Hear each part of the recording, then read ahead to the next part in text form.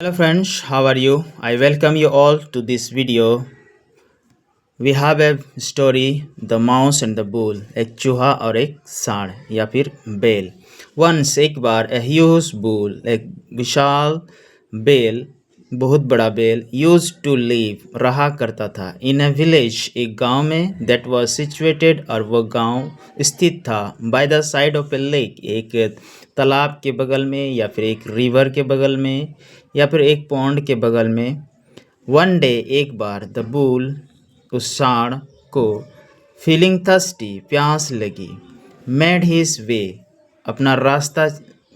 बनाया मतलब चल दिया किधर टूवर्ड्स के की ओर the lake to drink water पानी पीने के लिए किधर चल दिया टूवर्ड्स द लेक झरने की ओर किस लिए to drink water a small mouse was sitting and relaxing by the side of the river और एक छोटा सा चूहा बैठा हुआ था आराम कर रहा था नदी के किनारे bye the side of the river नदी के किनारे When the bull crossed that place और जब सांड उस जगह को पार कर रहा था वॉकिंग टूवर्ड्स द लेक झरने की ओर जाते हुए ही एक्सीडेंटली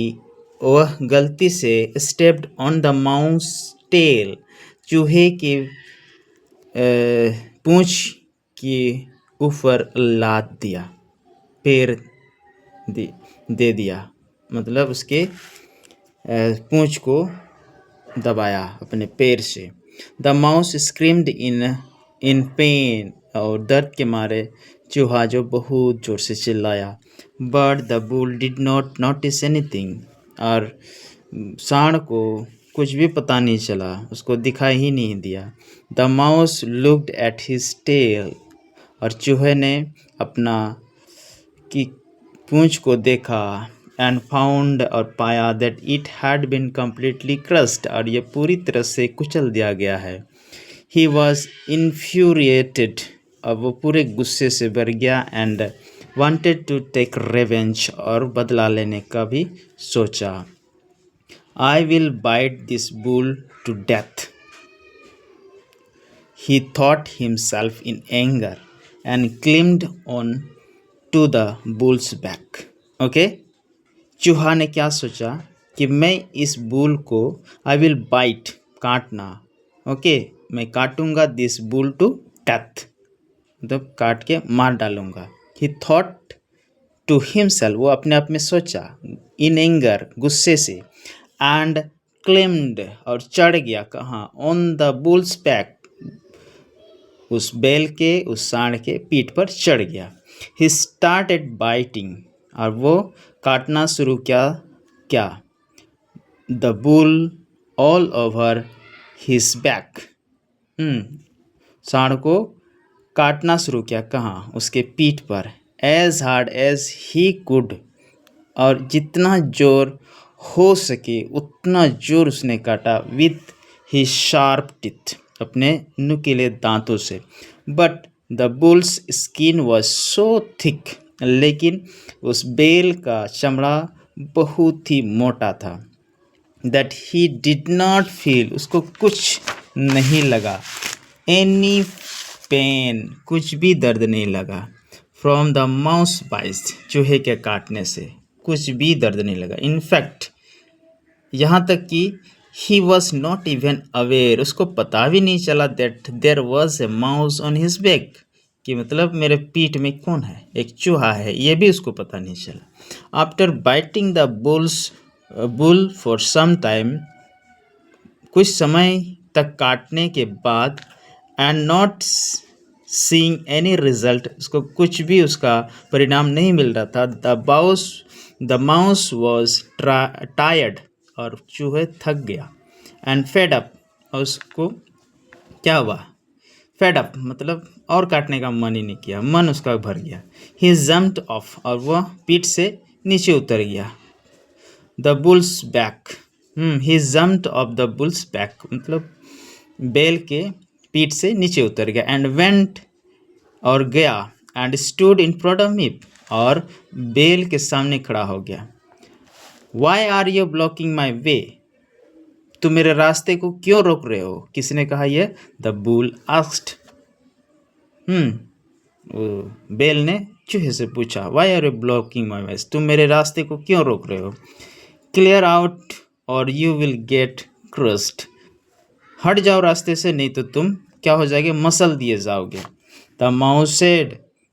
चूहे ने कहा, you have already crushed me, तुमने मुझे पहले ही मसल दिया है। See what you have done to my tail, देखो मेरे पूंछ को तुमने क्या कर दिया है। He added, didn't you feel any pain, क्या तुमको कुछ चोट भी नहीं लगा? When I beat you all over your back, मैं पूरे रास्ते तुम्हारे पीठ को काट रहा था। This surprised the bull greatly, और ये सुनकर उसको बहुत ही क्या लगा, सरप्राइज मतलब आश्चर्य लगा। ही लाफ्ड, वो हंसा, and said, neither did I realise I had stamped over your tail, not did I feel you biting me all over my body. उसको तो इसने बोला चूहे को कि मुझे कुछ भी पता नहीं चला, जब मैं तुम्हारे पूंछ पर लात मारा तो वो भी पता नहीं चला, तूने चिल्लाया वो भी पता नहीं चला, और तू मेरे पीठ को काट रहा था वो भी पता नहीं चला। But if it really happened, अगर मैंने ऐसा ही किया है कि तुम्हारे पूंछ को कुचला है, तो क्या करता हूँ, आई अपोलाइज, मैं माफ़ी मांगता हूँ। तो बेल ने माफ़ी मांगा। The bulls answer left the mouse speechless, इस तरह का जवाब सांड से पा करके चूहे बहुत ही क्या हो गया, स्पीचलेस हो गया, मतलब उसके पास कोई और बात बोलने का कोई वर्ड ही नहीं बचा